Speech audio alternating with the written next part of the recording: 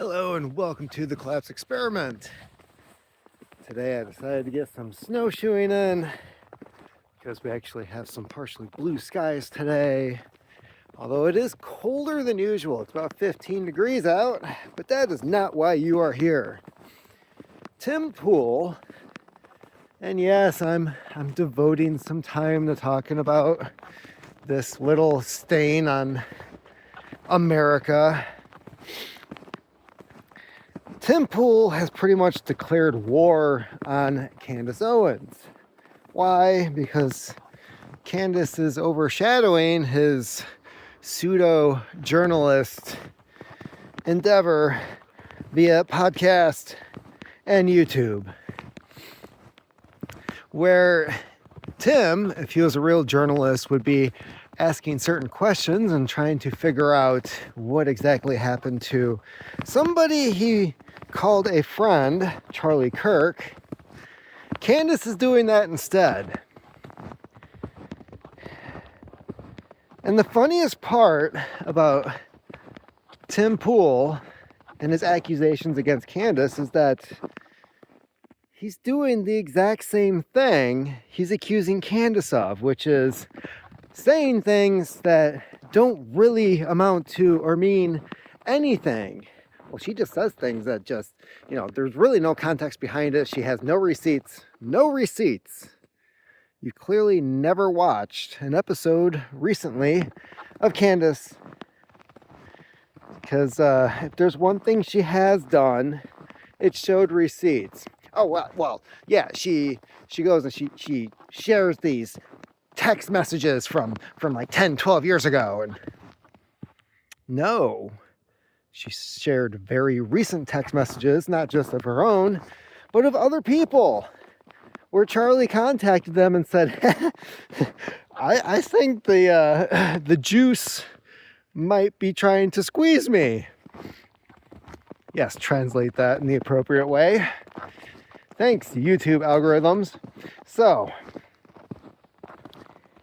some of the things that really irritate the shit out of me when it comes to Tim Pool and what he's doing right now. One, he's clearly never watched an episode of Candice. And when he claimed that he did, well, I watched the show today. What did he say? All she talked about was how Charlie dressed and giving him advice on shirts. Really, that's what you took away from an hour-long show. Okay, that is not proof. That is you listening to about 30 seconds of the show and clearly not listening to the rest of it. Number two, he complains about how she's basically doing a murder mystery show because it's popular with women, blah, blah, blah, blah, blah. You wish you could. So, Candice, the things that she has said and has not said, that's the other irritating thing about Tim, is that he's out there saying, well, Candice is blaming Erica Kirk for Charlie's death. She's never said that. So you're getting your information from other assholes like TPUSA who said the exact same thing. And who did Tim have on his show after Charlie's death? People from TPUSA. Oh yes, I've been paying attention. I've been noticing as to who Tim decides that he's going to be influenced by, because he's betting, and keep in mind Tim is a gambler, he's betting that TPUSA is going to be a nice source of income, even though he was banned from being a presenter at some of their functions. But no. What he does is, he's like, hey, you'll come on my show, you'll defend yourself against what Candice is saying, and in return, this is where this is going. All of a sudden, Tim Pool is going to be one of the people doing a presentation at a TPUSA event. Meanwhile, Candice is like, this shit needs to be burned down. And why is that? Well, Tim would say TPUSA has done nothing wrong, that the security detail was justified in what they had done, and they clearly knew what they were doing, and there was no wrongdoing. However, several people have already pointed out that after the head of security was on the Sean Ryan podcast, one of his arguments that they did everything possible is, we weren't allowed to fly drones. He said that on the Sean Ryan podcast. Meanwhile, you can find footage, aerial drone footage, that Turning Point made during the rally that Charlie Kirk was shot at. We weren't allowed to fly drones. Then what the is this? So, clearly security is lying. And then you now have, and I believe this is what Candice has been getting at when it comes to Charlie being betrayed by his own people. Although, you know, Tim will say, oh, it's, they had him murdered. No, she's not saying that. What she's referring to is the amount of embezzling and money laundering that had been going on at Turning Point, and Charlie was probably going to end up discovering it, like the people on YouTube that recently have by going over tax documents. What is this 110 LLC that was paid $1.5 million by Turning Point? Let's go to their office. Dude goes to their office. It's in a strip mall with like a doggy dental care and a Chinese restaurant. There's no 110 LLC. There's no 110 LLC website. What the hell does this thing even do? Then you've got people who are not listed on the payroll, but considered themselves independent contractors. And there's really no evidence as to what these people did, and yet they were paid the sums of millions of dollars by Turning Point USA. This is my chief complaint with nonprofit organizations, is that they quickly become money laundering operations where the people running the place figure out ways to take their tax exempt status and put the bulk of their money in their own pockets, as opposed to using it towards whatever their mission is supposed to be. This is what people have been discovering. I believe this is what Candice is referring to when she says that he was betrayed by the people that he trusted with his organization. And quite frankly, these people at Turning Point need to be arrested, and they need to be charged for fraud, embezzlement.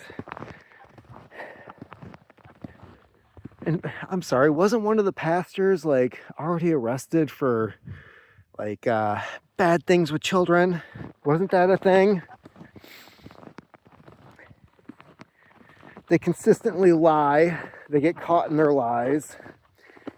And yet Tim Pool just keeps on the TP dong, just gagging on everything that they feed him. And then he tries to turn it around and say, well, you know, she's so negative on Israel. For another thing, she's never claimed that Israel had anything to do with what happened to Charlie. She wants to know who really did that to Charlie, because it definitely was not the gay furry dude. Nobody with two brain cells to rub together believes the gay furry dude had anything to do with Charlie's assassination. The moment that the FBI and Kash Patel came out and said, we got him again for the third time, because Kash is such a brainless twat that he goes around and starts posting things on Twitter. We got him. Oh, no, it wasn't that guy. Oh, we got him again. No, it wasn't that guy. Maybe the third time is the charm. So Tim also never looked at any of the research that was done on Google searches, where for some reason a certain Middle Eastern country was Googling things around the Charlie Kirk event before it ever happened. Like the hospital, the surgeons, the defense attorney that Tyler Robinson would have. Tyler Robinson. Has anybody heard that name before what happened to Charlie? Nope. But for some reason, Israel was very interested in Tyler Robinson before, like a month before he allegedly did the thing with Charlie. Tim has done none of this. As a matter of fact, I'm going to point this out, and maybe you can answer this question. What journalism has Tim ever done? Can anybody answer that question? Because what the dude does is he talks a lot. He goes to things. He'll get a camera out. But does he write articles? Does he do... Well, I work for Vice News. Okay, that's nice. But when it comes to journalism, what the have you actually done? Because there's at least 3 or 4 stories that he consistently tells on his show, right? And it's always, yeah, this one time in Chicago. Okay, yeah, dude, you told that one last week. You told it 5 times last month. You told it 4 times the month before. And then there's, well, you know, when we were at Occupy, 10 years from now, when he's still doing his show, and he thinks that he's still the smartest person in the room, which he never is. I never watch his show for what his input is on anything. No. What I watch for is the other people that he have on the show. Because they usually have some type of insight or something to bring to the table other than the same 3 or 4 boring stories that Tim always tells. Well, you know, there's one at Occupy. 10 years from now, when he goes on about that, his audience, which will be 10 years younger than they are now, are going to be saying, what the hell was Occupy? Just like the people today say, what the hell was 9/11? Because this dude does absolutely no journalism, no legwork, no research. He sits at a computer in the morning, finds his stories, and then has the gall to talk about Candice Owens when he's never watched her show. I don't believe he watched the show the last time. I think he heard a little clip of it and said, oh, this is what she's talking about. Cool. I'm going to destroy her on my show. So he's done none of his own research. He just buys into what TP USA is selling. And that is it. It's no different than when it came to the 2020 election and his policy on that, which was dictated by YouTube, because heaven forbid he has his own original thought and perhaps looks into some of the things that happened. Same thing with COVID, although he was too busy banging one of his employees to really care about COVID. Yeah. What journalism has this dude actually done? Anybody can answer that in the comment section. Let me know, because last I checked, the only contribution he ever made was we put a camera on a blimp. Okay, that's nice. It's not journalism, that's camera work. You made your own cheap-ass drone. Congratulations. So yeah, this is where I'm at when it comes to the whole Candice and Tim Pool thing.